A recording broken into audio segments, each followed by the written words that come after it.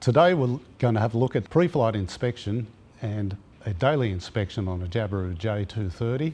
It's very similar on all light sport aircraft, but subtle differences will be found in your pilot operating handbook. So a pre-flight inspection should be conducted before every flight.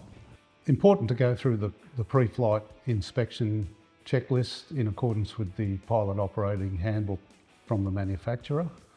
What we have here is the Jabiru 230. Consistency is all about, looking at the same articles each time you do the inspection. Make sure you follow the handbook. All the handbooks, pilot operating handbooks, will have instructions on what to look at, where to look, and what to check for. It's a requirement to use the manufacturer's procedures, use the POH, and follow the process, so no items are missed. I think it's a common saying, you inspect the aircraft like your life depends on it, because it does.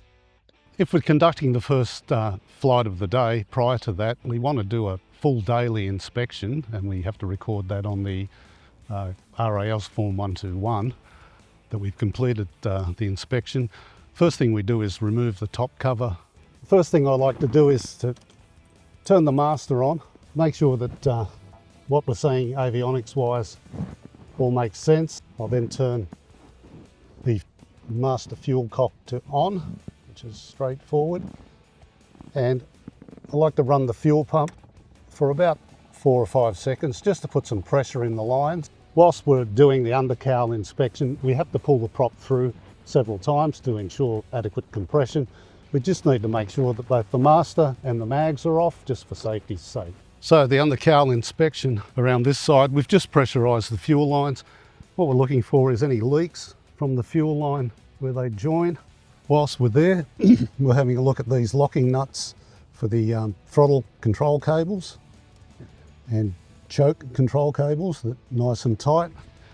We come over here, make sure that the battery earth and positive leads are secure, that the starter solenoid leads are secure, make sure the oil filter is firmly seated.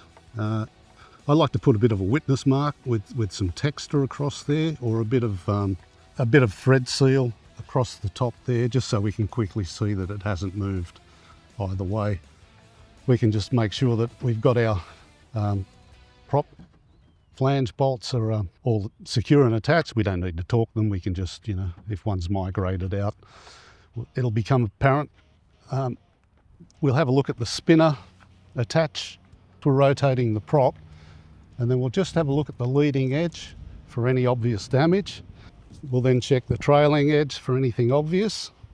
Lastly, if we've been parked in the bush, overnight somewhere in outside, just a quick look down the cooling air plenums to make sure we haven't got a bird's nest or something. Make sure they're connected firmly. And lastly, back to the other side, we'll exercise the throttle whilst observing this linkage here, bell crank arm, make sure we've got full and smooth travel of the throttle, no looseness in the nut, the return spring is still intact. While we're there, you can generally grab the choke lever whilst you're still observing, and we'll just make sure that the choke comes fully on and fully off. The other thing while you're under here, you'll obviously check this during your run up. We can pull the carb heat, we look for a clunk. So on the Jabiru cowls, when we're putting the hinge locking wire back in, make sure it goes in firmly. Just a few things to check inside the cabin. Firstly, that the seat belts are serviceable. There's no fraying, no obvious damage. We can ensure that the clasp is working by attaching the buckle and giving it a firm pull, and then we need to see that it will release firmly. There's a couple of rod ends we need to check in here. One's on the trim lever, and most importantly, down here on the rudder attach, where we want to make sure that we've got a bit of play in the spherical end, and that the rod where it enters this steel tube is straight, not kinked or bent in any way, because that'll restrict your rudder travel and operation. And we have found some people can deform that by kicking it with their feet. While you're down here, you can check the nose wheel return springs. We want to ensure that we've got some movement there and that this shaft is nice and straight. And also this elevator control rod, same thing, nice and straight. Whilst we're doing that, we'll translate the aileron full up and full down and ensure that the control column is moving in the appropriate direction. Whilst we have the power on, we're also going to check the strobe is working and the beacon. So for our external daily inspection, which is the same inspection as a walk around basically, which needs to be done before every flight, regardless of whether it's the first flight of the day or not. We just have some additional things for the first flight under cowl, as we've just shown you. We'll start at the prop. We've already had a look at that during the under cowl inspection. We've done the pull through and confirmed that we've got good compression on all cylinders. From there, we're just going to have a look at the oil cooler. The front tyre's good, the pressure looks normal. To the side of the aircraft, we're looking at the main wheel. Tread and pressure looks normal. If we come to the leading edge on the Jabiru, this is our stall warning, but the best way to test it is to put your lips over it and draw air through it, not blow, but draw, and you'll hear a little squeak. Moving along, we're going to check that the tank cap is firmly in place. Have just a general look around, make sure no one's damaged the aircraft in the hangar, it's got no hangar rash. We recommend that whilst the park brake is on, we give it fore and aft, and we observe the main landing gear, the nose gear, and we don't hear any clunking, which would indicate that there's something loose in the main undercarriage leg, possibly, or any loose wing attach points. We also, whilst we're here, we can give it an upwards and downwards push and pull, just to check our wing attach, upper and lower strut attach points. So whilst we're under here checking the aileron retaining hardware, we also look up through this little Perspex viewing window to ensure that the aileron control cable is retained by the clamp and two nuts.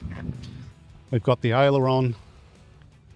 We're making sure again that the rod end is free, the lock nut's in place, and the rod is nice and straight. We've been through the exercise of that, but we'll check the hinge pin retaining hardware is secure and the pin is engaged through the little hole on the tab there. Moving to the flaps, we're just checking these bolts that they've got the nylock nut attached. So we'll check all four of those. You can give them a turn if you can, if not, just make sure the nut's on there. Fuel drain while we're here, but we'll check it again just to make sure that we haven't had a dribble of fuel. Something's jammed it open overnight. Fairings can come loose, so we'll just give that a bit of a... We move on to the rudder here. First thing I'll check is that the elevator attach pins are secure and engaged through this little hole. And while we're on this side, we do the same thing with the rudder attach pins. Whilst we're here on the Jabiru, we find it very easy just to lift the nose wheel off the ground a little bit, which, because we have nose wheel steering on the Jabiru, that allows us to pull the rudder through its full travel, make sure there's no notchiness or a binding in the cable there. And while we're at it, we can do the same with the elevator, make sure we've got nice, smooth, full up, full down motion. We want to check the elevator trim and cables. In this hole here, there's two nuts and bolts. You can feel them with your finger, just make sure that they're there. We're checking that these are engaged and secure. Another rod end. All the rod ends are critical. They're all pretty much the same. We want movement. We want to make sure the bolt's secure. Doesn't matter if it rotates or not. We need to ensure these two, similar to the aileron cables, this attaches the rudder cable in place. We want to make sure these are secure and in safety. And then while we're back here, so on the Jabiru, the static port is located here on this probe. We just want to have a look through and make sure that we can see daylight through that little hole. Okay, moving on to the right wing is essentially the same as the left wing. Again, fore and aft, we're looking and feeling the undercarriage leg there. You'll see it's flexing is normal, that's what you want. With no clunking, and up and down, it's all good. Second of our fuel caps, make sure it's nice and secure. And obviously, very important, the pitot tube, taken the cover off. No one's built a little nest in there. I know in some parts of Australia you have a problem with mud wasps. Checking the oil, we can do this. I tend to do it while I've got the top cowl off and I'm doing my other under cowl inspections, just to give the oil a chance to settle if I've topped it up. Importantly, we need to add our oil uplifts on the hours and maintenance record for the daily inspection, so we can trend monitor the oil consumption over the subsequent 25 hourly periods. So part of our daily inspection, after refueling and before every flight, we need to take a fuel sample. We're holding it up to the light, we're looking for colour, clarity and contaminants. This is avgas. We'd also give it a sniff check, make sure it smells like avgas or petrol, because what you may have is a sample tube full of water. So unless you're giving it the sniff, your water looks pretty much like the avgas. So we're looking for any contaminants, any floaties in there, and again, any water that's beading around the bottom. Accidents resulting from missed or incomplete inspections often turn up in the statistics.